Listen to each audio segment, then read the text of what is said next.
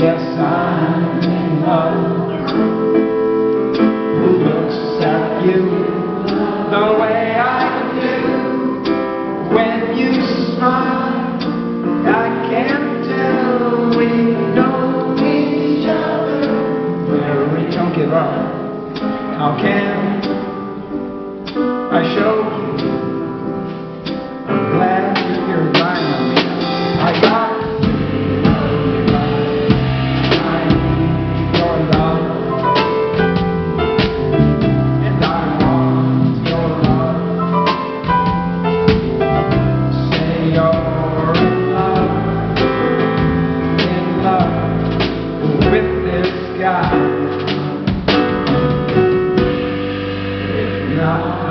just die. Yeah, pretty good. Pretty good. Yeah.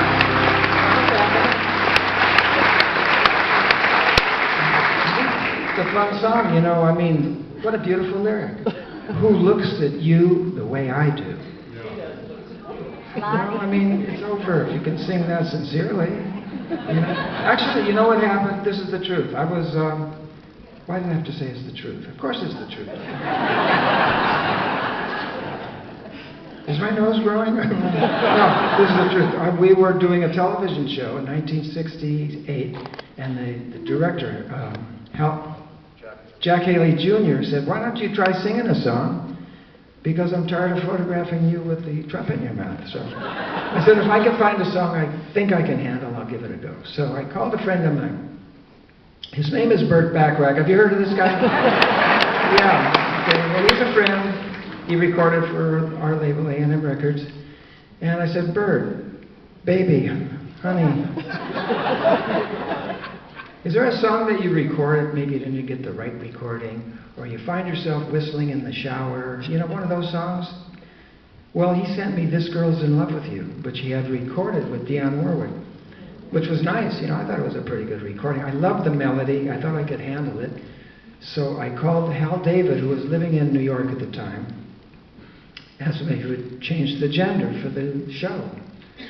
He agreed. I flew to New York. He made his changes. And when I was leaving Hal's place, I said, Hal. I didn't call him baby. I just said Hal. I might have said sir. I was pretty young at that time. And you know, same question I asked Bert. It's the song, you find yourself whistling in the shower, you didn't get the right recording, blah, blah, blah. He sent me Close to You. Yeah, and I did it as a follow-up to This Guy's in Love with You. And I thought it was a pretty darn good recording. I was listening to the playback in the studio with the engineer friend, Larry Levine, who was the engineer of most of the Tijuana Brass records and traveled with us. He was a dear friend of mine. I said, Larry, what do you think? It's pretty good, don't you think? He says, man, to tell you the truth, you sound terrible singing this song. That's a friend, right? Is that what friends are for? Yeah, I guess so. Anyways, I put the song away. And who did I give it to? Karen Carpenter. The Carpenters. I gave it to Richard Carpenter. And, you know, before that song hit for them, they were, I signed them to A&M in 1970, and it was a struggle. You know, they had some records, but it didn't really happen. And the feedback I was getting from my own company was, yeah, maybe these guys are a little too light, they're a little too cute, they're a little sister-brother type of thing. And then when Close to You came out and hit, I became a genius to these people. Yeah, man, and the Carpenters, now to this day, those records are still selling, and God bless Karen Carpenter, who was just a great, great artist.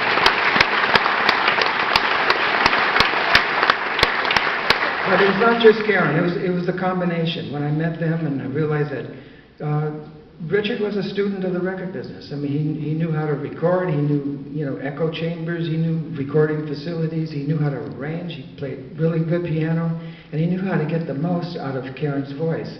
So it was the two of them, although, you know, Karen got most of the credit, but it was really that coupling that made it successful. Where were we? Anybody have any thoughts? Any questions? What's that? Yes. Fire. I just have to tell you, I had the pleasure of seeing you in the Tijuana Brass in concert in Sydney, Australia. Oh, are you kidding? Were you at the stadium? Unbelievable. Yeah, it's a big memory for me. This stadium in Australia is no longer there, right? And in the daytime, it was